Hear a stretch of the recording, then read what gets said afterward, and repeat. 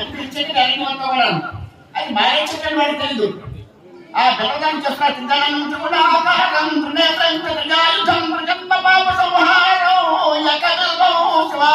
చెప్పి ఆ బెల్లదాతో ఆ పుట్ట మీద వేస్తున్నాడు.